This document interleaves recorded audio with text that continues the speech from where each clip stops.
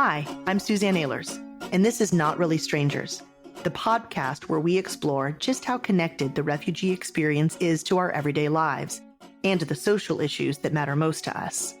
Thanks for joining us for another conversation with a brand new guest, here to share the story of how they came to realize that their story and the refugee story were intertwined.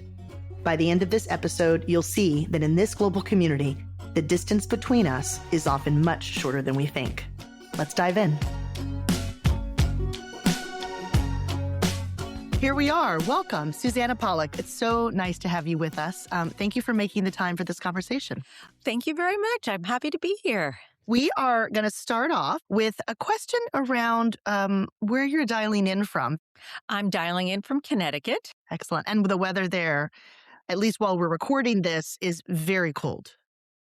We've had quite a winter. There's snow on the ground. There's more snow coming. So yeah, it's a little bit of a wintry wonderland. The wintry wonderland. Well, I'm glad that you're with us and you've got a cozy sweater on and ready for a good conversation. So you're calling in from Connecticut. Where do you consider home? And maybe it's Connecticut, maybe it's someplace else. Yeah. So, for me, home is like both geographic, but also relational. I see it where my family is, and I have family here in the region. And that's, for me, that's the anchor of what home is, but it's also a community. I think home is a community. And I spent so much of my career building communities across sectors that for me, it's also about like creating a sense of belonging, and shared purpose is almost as important to me as a physical address. Tell me a little bit about refugees and where that issue first came onto your radar, either professionally or personally. Well, I think the way that I really started thinking about refugees as it's related to our work, on my work, is through this ongoing thread around storytelling. Early in my career, I worked in both television and film and saw firsthand how narratives can shape empathy by helping with understanding perspectives and humanizing, right? Mm-hmm. And making personal other people's stories. But it really wasn't when it really intersected with my work at Games for Change. My first connection to it was actually within immersive media, so virtual reality. And Okay. I had seen what is now a seminal piece, I think, in that space called Clouds Over Sidra. If you are familiar with that virtual reality experience, it was actually a UN initiative. And it's a virtual reality experience that places viewers inside of a refugee camp in Jordan. And it's through the perspective of a 12-year-old Syrian girl named Sidra. And the viewer was taken around the camp, experiencing everyday life as a friend of Sidra's, and so she's speaking directly to you, showing you her life. And I felt like that transported me into a place I otherwise wouldn't have seen in that kind of first person experience. Yeah. And I think it was, as a piece, incredibly helpful in building empathy, and for mobilizing humanitarian support. And I think that was like back in 2019. And since then, and we can talk about it later, I've seen many projects that helps bring an issue that can seem political, it can seem far away, and brings it to a very personal experience that's relatable, and that's really when you can start building empathy. We last season had a guest who also was sort of moved in the refugee experience by a similar, different, but similar immersive experience, really almost like a scenario of forced displacement. And he was sort of role-playing forced displacement over a period of time. And you sort of know intellectually you're going to get out safe, but in the moment you feel so physically vulnerable, and really puts you in the shoes of those who are leaving everything they've known in the dark of night with kids, whatever it is. That the Clouds Over Sidra, I have to tell you, I'm not sure that I've done it, although I know that there are a number of UN, sort of related and anchored kind of VR experiences, and how powerful that is. I was in Syria in November of last year, and although I did not meet a 12-year-old girl named Sidra, I met a number of 12-year-olds. So as you're talking about Sidra, my memories are going back to these young boys who were so happy to take us on a tour of their kind of compound. We were in the suburbs of Damascus. So Susanna, I'm that story of Syria is so real for me, and it just like how quickly this enormous distance can become so small between two humans who are living such dramatically different daily realities. I mean, no doubt you've had other experiences that have sort of shortened that distance for you as well. Yeah, I mean, one interesting thing about immersive experience or virtual reality experience is the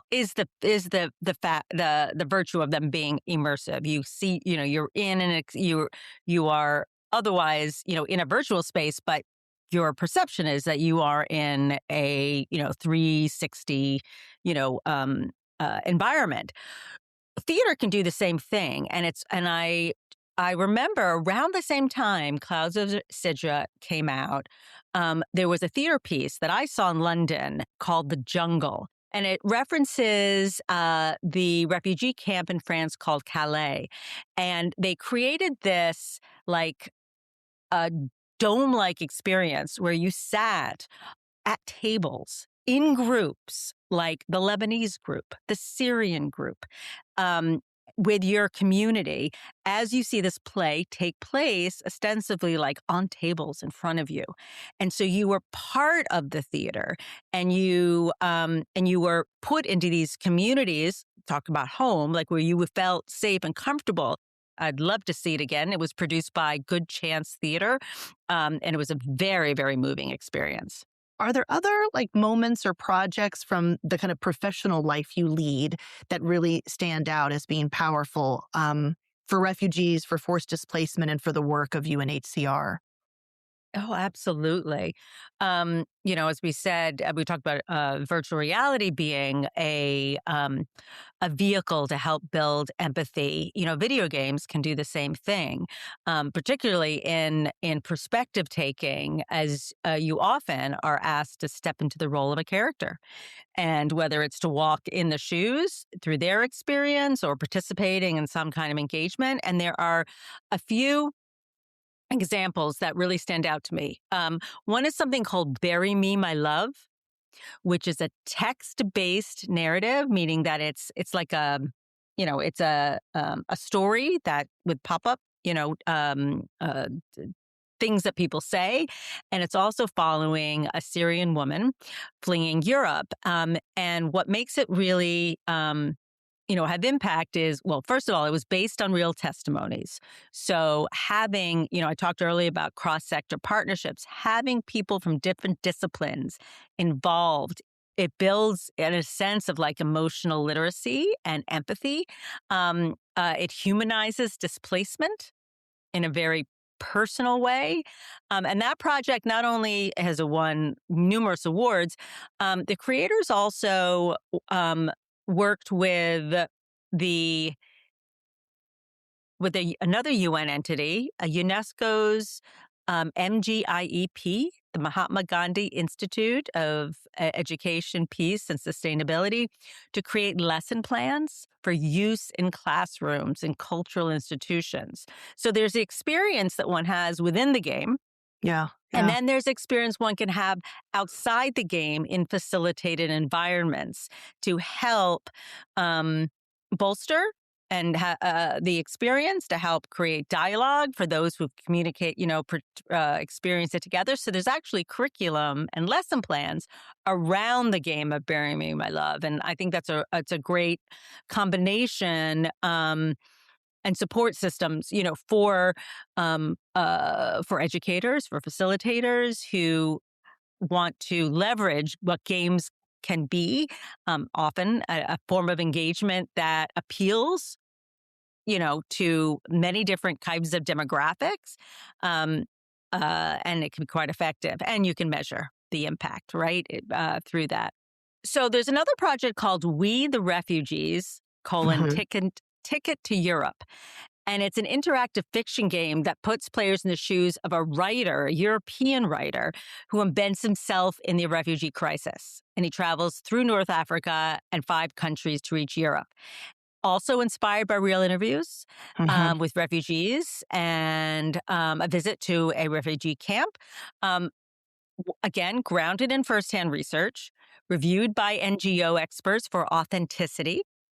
Um, there's a host of characters that are written in through, I don't know if you know the expression branched narratives. It's kind of Mhm. like a choose your own adventure, Yeah, right? for So sure. depending on how the choices you make, there's so many different outcomes. So you can play through the game multiple times and have different experiences. Um, so it explores not only the journey of the refugees, but also the challenges of a writer looking to cover the story. And I think that's another powerful, perspective.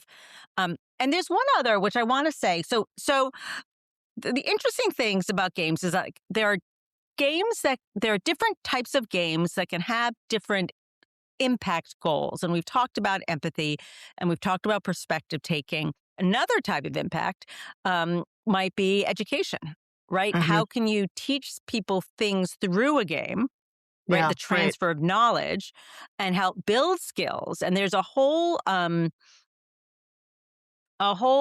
category, let's say, of games that are being used within refugee camps in displaced communities to help people through education or training. And again, using this medium to be able to reach people where they are because of because of how prevalent a lot of it is because of the phones, right? Having phones available. Right. So Minecraft education actually does this very well. Um, I think most of your listeners are very familiar with Minecraft. It's the most downloaded game in the world. So Minecraft Education is the product that Minecraft does run separately, and it's entirely education material Hmm. that can be used in the classroom. And originally started by teachers who started creating lesson plans and experiences within Minecraft because they wanted to meet kids right where they are. Where they are, And yeah. there's a whole, as I said, like a category of games that teach digital literacy, language learning, creative skills that are used in refugee camps and Yeah. integration classrooms. And they can support coding, design thinking, collaboration, um, community rebuilding, and these games and this type of learning helps rebuild agency and future focused skills. That's amazing. I mean, my one of my questions was, what can the impact be on the refugee side of things? And you answered that. You anticipated that question, that there's this whole set of games and VR experiences where I love this notion of sort of building empathy through that immersive experience, and that how, it's sort of in your bones once you've been through it, and your body has sort of, responded at the molecular level to a sense of fear or a sense of vulnerability about losing a house. I mean, that is stuff that the body does not forget, right? And so then it deepens, hopefully, your commitment and courage as an advocate and an ally for those who've been displaced. But I also love thinking about the application of games in a displaced setting. So how do we educate people where they are, and sort of with the hope of building their own future, if that's what the only thing that they have control over in the sort of near term? Yeah, I just love thinking about that. You've talked a bit about the sort of the larger sector. You certainly invoked the UN's name a couple of times in these immersive experiences and sort of the UNESCO example. Can you talk in any specificity around your partnership with my organization, with USA for UNHCR? We have, as you well know, an innovation hub, and I hope that that work has brought you even closer to the UN Refugee Agency. Can you talk a little bit about what that engagement has looked like? Brings innovation into like a humanitarian context. Hmm. So I went into it thinking I knew what UNHCR does, Yeah. but it's really helped deepen my understanding. and it speak to a little bit what I'm talking about. Like there's the Yeah, urgency and the reactive and the necessary, crisis-driven work, but then there's a long-term system thinking and planning. totally. Um, Totally. right?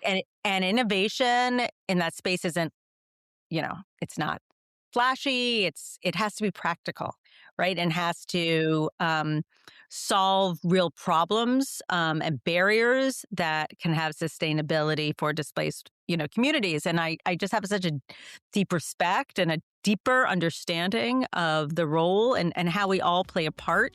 And it's not just one community to solve. So we at Games for Change are very active in bringing together the games industry and UN system to explore how games and immersive media can drive real world change and advance the Sustainable Development Goals. Games represent, there are gamers, represent over 3 billion people on the planet Wow. are Yeah. playing games.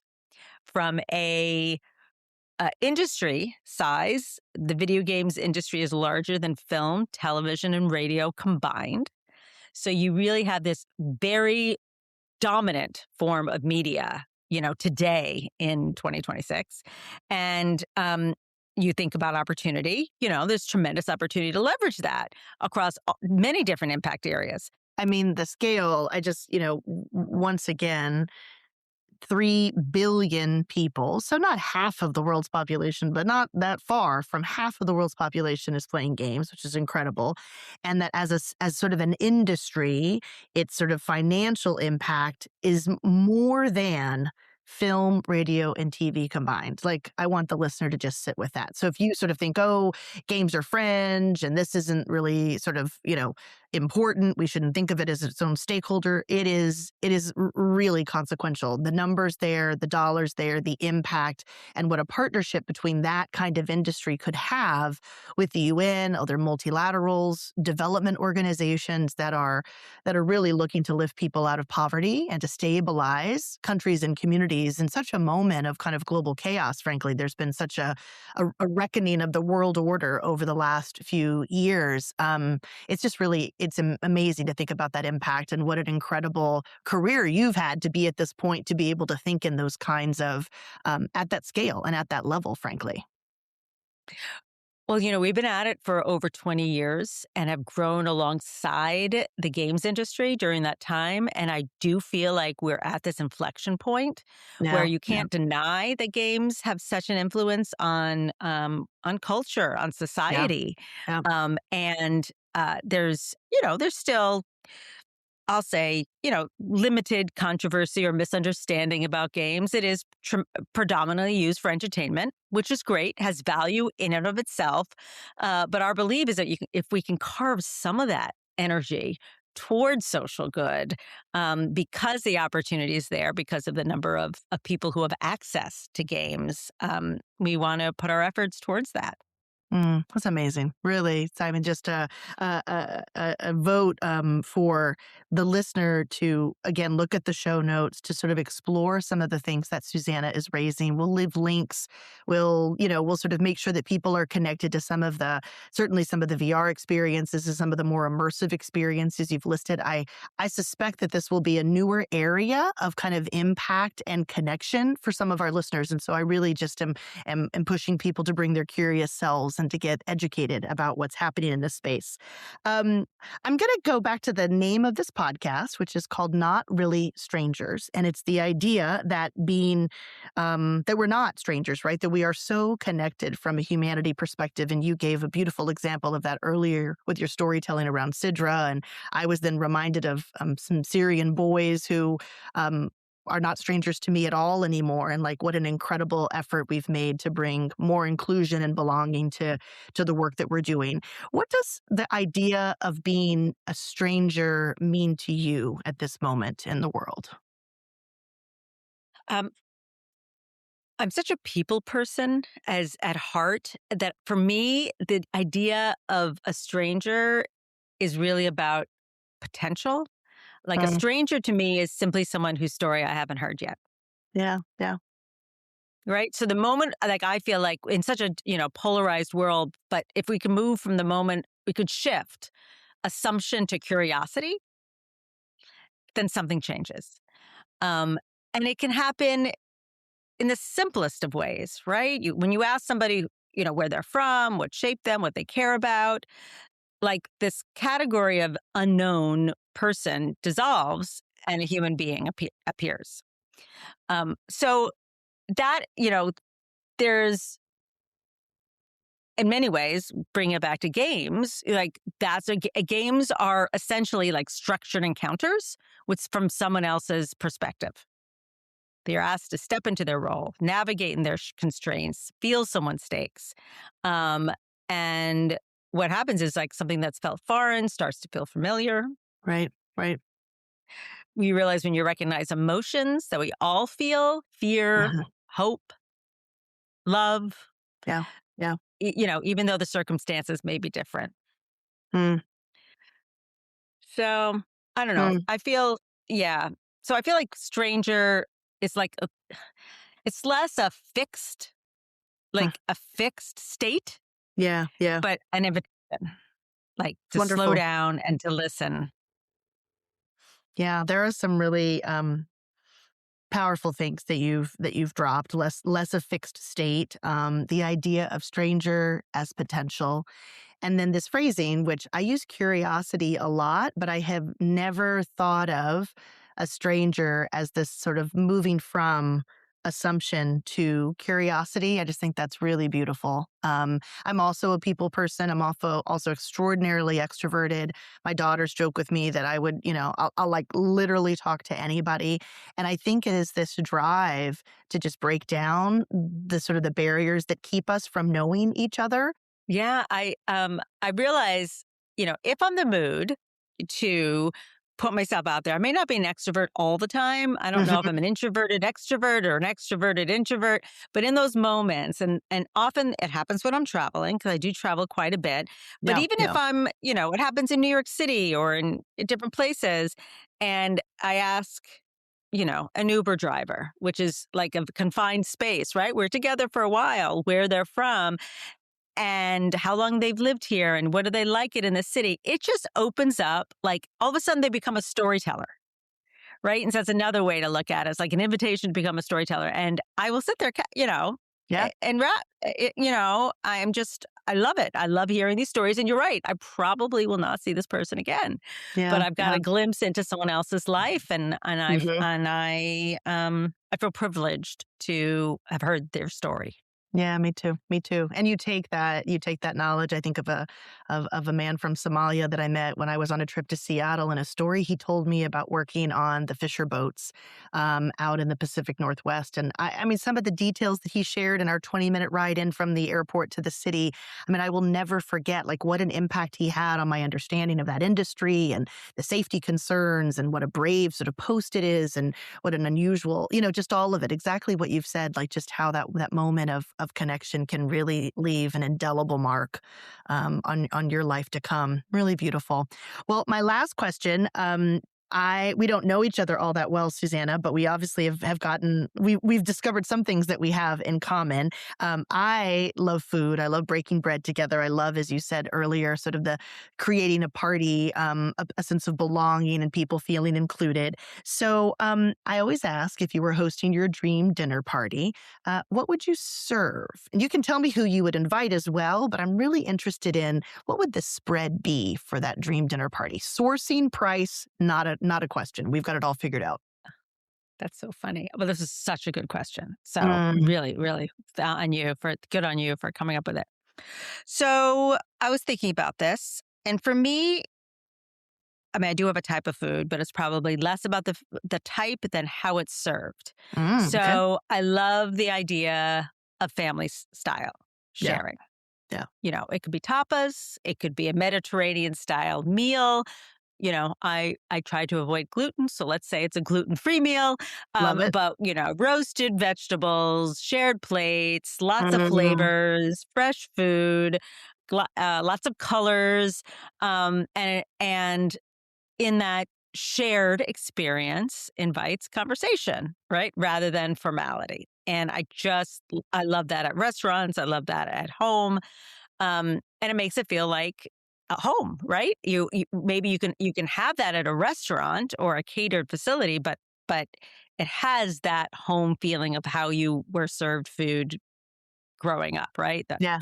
In the US, right? The big bowl of mashed potatoes that you Makes dump on its your way. plate, right? And makes its way around. I love just the idea of family style, right? Just passing bowls, and we do taco night at our house, and there's always a little bit of a tussle at the beginning, who's got what next to them, and it really does just sort of there's a physical element to the table, but then also a real sense of emotional and almost professional connection too in the table that you've described there.